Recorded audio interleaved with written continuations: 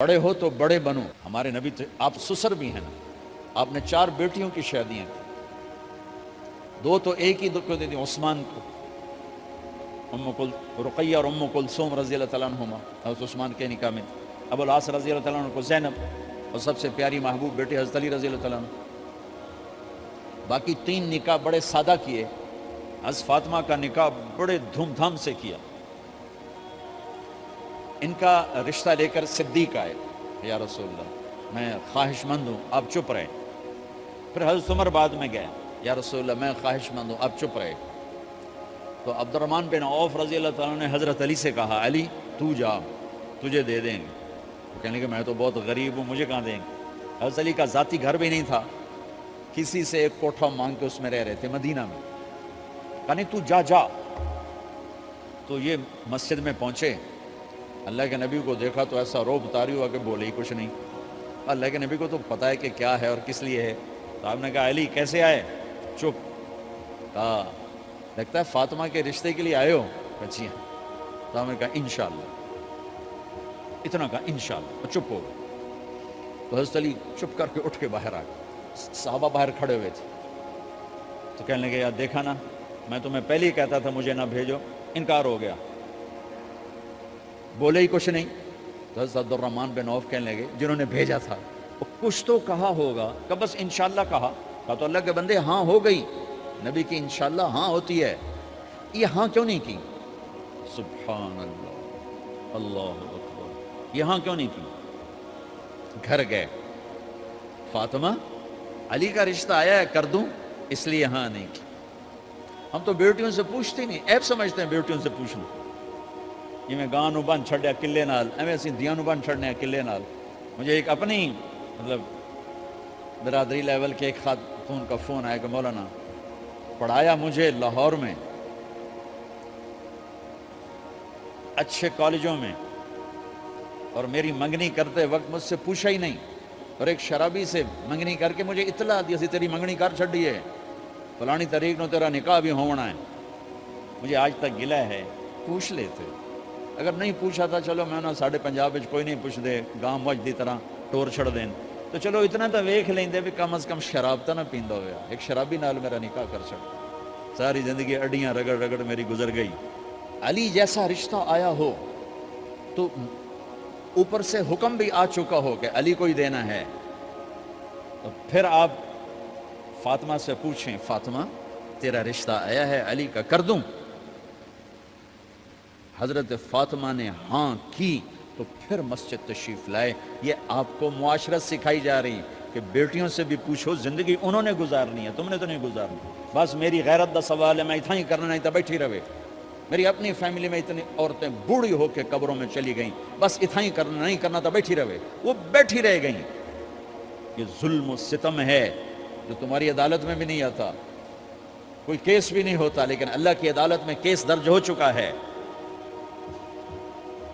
کہ میرے نبی نے علی جیسے داماد کے لیے بھی پہلے پوچھا, حالانکہ اوپر سے اشارہ ہو چکا ہے. ابھی بتاتا ہوں میں. فاطمہ بیٹی علی کا رشتہ ہے, کر دوں؟ انہوں نے کہا کر دیں. پھر کہا بلاؤ. پھر علی آئے, کہ علی جمع کرو لوگوں. مسجد ساری بھر گئی, تو آپ ممبر پر تشریف فرما ہو گئے. حضرت علی کو ایسے سامنے بٹھایا, کہا لوگوں مجھے جبریل اللہ کی طرف سے پیغام دینے آئے ہیں کہ میں اپنی بیٹی فاطمہ کا نکاح علی کے ساتھ کر دوں. آسمان سے وحی بھی آئی ہو اور پھر بھی پوچھا جائے, یہ میرے نبی کی معاشرت ہے. ہم تو پوچھنا عیب سمجھتے اور اسے ذلت سمجھتے ہیں.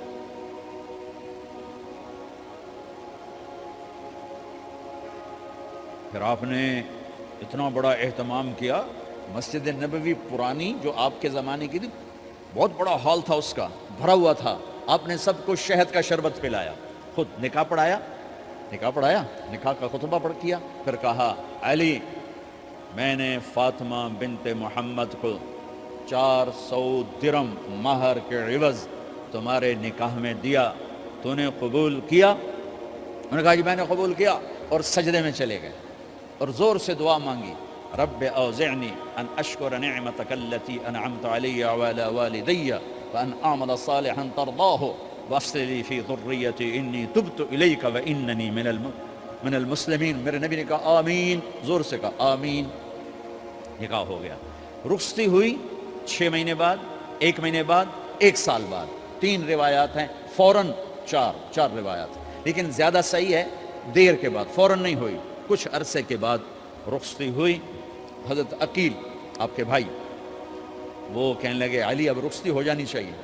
تو یہ دونوں مل کر آئے سلمان فارسی کے پاس کہ سلمان بھائی ہماری رخصتی کروا دو.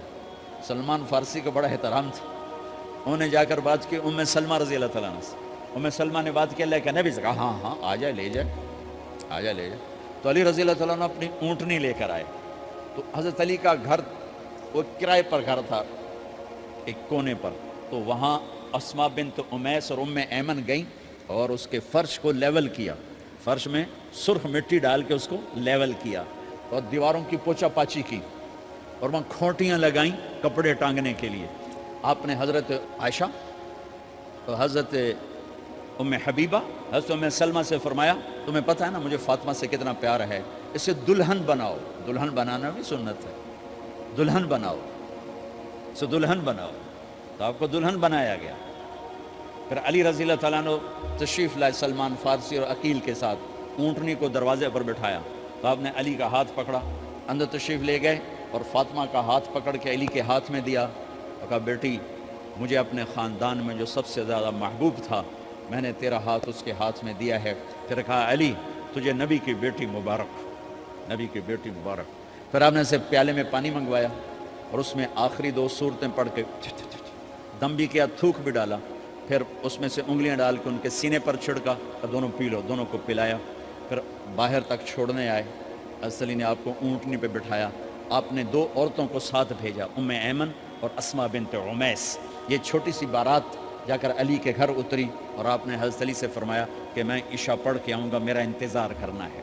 تو عشاء کی نماز کے بعد آپ تشریف لے گئے. آپ نے دوبارہ پیالے میں پانی منگوایا اور اس پر آخری 2 سورتیں پڑھ کے دم کیا.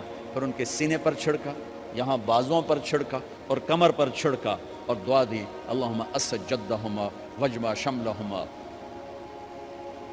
وبارک علیہما واخرج منہما ذریۃ صالحہ. یہ دعا دی آپ نے اس وقت کہ میرے مالک ان کے جمع ہونے میں برکت عطا فرما اور ان کو سعادتیں عطا فرما اور ان کو نیک اولاد عطا فرما. یوں میرے نبی نے اپنی بیٹی کو رخصت فرمایا. اگلے دن آپ نے حضرت علی کو بلا کے فرمایا علی ولیمہ بھی کرنا ہے. کہنے لگے یا رسول اللہ میرے پاس تو کچھ نہیں. تو آپ نے کہا تو سعد بن ابی وقاص کہنے لگے یا رسول اللہ میرے پاس ایک چھترا کھڑا ہے، چھترا لاؤ. ذبح کیا گیا. آپ نے اس میں چھوارے ڈلوائے، قورمہ بنوایا، قورمہ.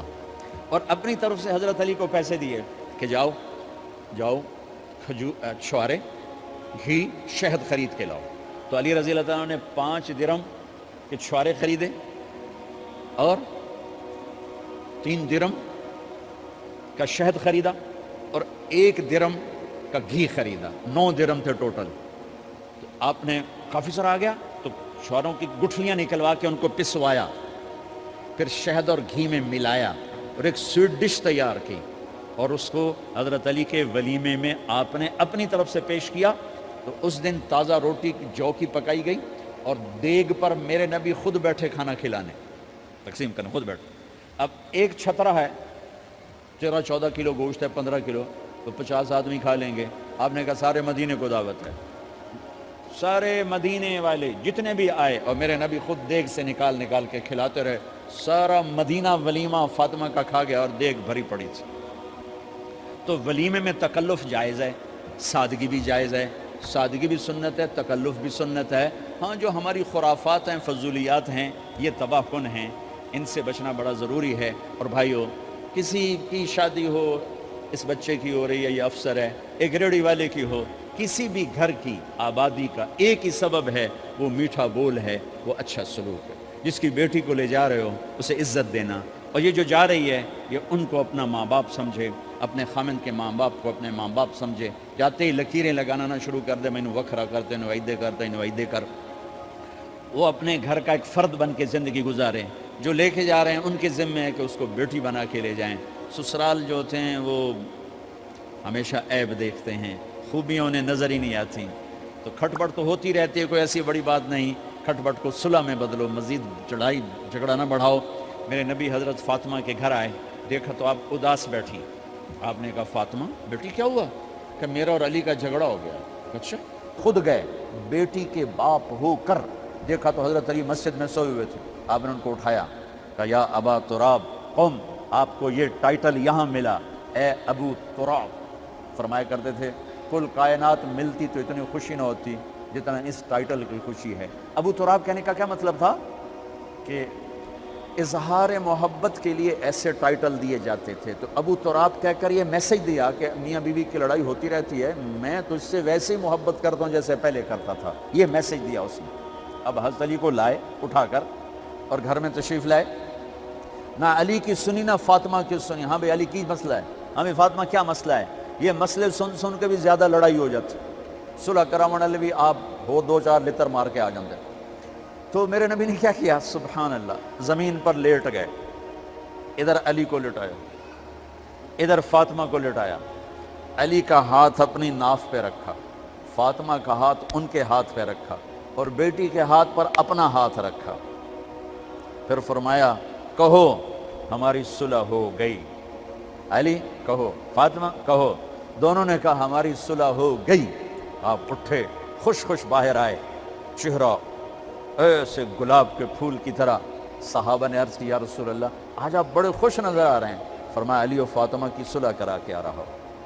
تو کھٹ بٹ ہو جانا تو کوئی بڑی بات نہیں ہے، مطلب یہ وہ گھر ہے، میں اس گھر کی کیا تعریف کر سکتا ہوں۔ تو میں آگے کا ایک قول سنا دیتا ہوں ابن عباس کا، کہ جنت میں نور کی چمک اٹھے گی، ساری جنت ہی کہیں گے یہ نور کیسا نور ہے بھائی جو ساری جنت کے نور پر چھا گیا؟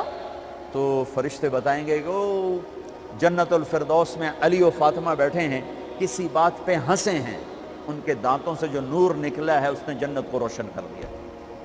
لیکن کھٹ پٹ یہاں بھی ہو گئی، ان سے بڑا گھر میرے نبی کا ہے، وہاں بھی کھٹ پٹ۔ ایک دفعہ آپ نے حضرت عائشہ سے کہا مجھے پتہ لگ جاتا جب تم مجھ پہ ناراض ہوتی ہے، مجھے پتہ چل جاتا ہے۔ انہوں نے عرض کی یا رسول اللہ آپ کو کیسے پتہ چلتا ہے؟ کہ جب تو مجھ پہ ناراض ہوتی ہے نا تو قسم اٹھاتے ہوئے کہتی ہے ابراہیم کے رب کی قسم، اور جب مجھ پہ راضی ہوتی ہے تو پھر تو قسم اٹھاتے ہوئے کہتی ہے محمد کے رب کی قسم۔ کہ سے مجھے پتہ چل جاتا ہے جب تو کہتے ہیں نا ابراہیم کے رب کی قسم، تو مجھے پتہ چل جاتا ہے کوئی کھٹ بٹ ہو گئی ہے۔ تو نبی کے گھر میں بھی ہو جاتی ہے، یہ مسئلہ تو ختم ہوگا۔ جنت میں ہمارے ذمہ ہے کہ ان چیزوں کو کم کریں، یہ ایک میرے نبی کی معاشرت ہے میرے بھائیو، اسے سیکھو، اسے سمجھو، اسے پڑھو۔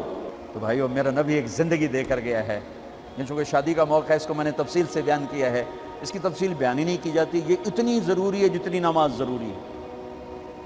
نماز تو 5 وقت پڑھیں گے، زندگی 24 گھنٹے روپ بدل رہی ہے، ہر روپ میں میرا نبی کیا چاہتا ہے اس کو سیکھو، اس کو سمجھو، کرو گے اللہ آپ کو چمکائے گا، بنائے گا۔ اپنی کمائیوں میں حلال لاؤ، حرام سے بچو۔ جج بھی بیٹھے ہیں، وکیل بھی بیٹھے ہیں، کسی ظالم کے وکیل نہ بنو۔ وَلَا تَقُلْ لِلْخَائِنِينَ خَصِيمًا۔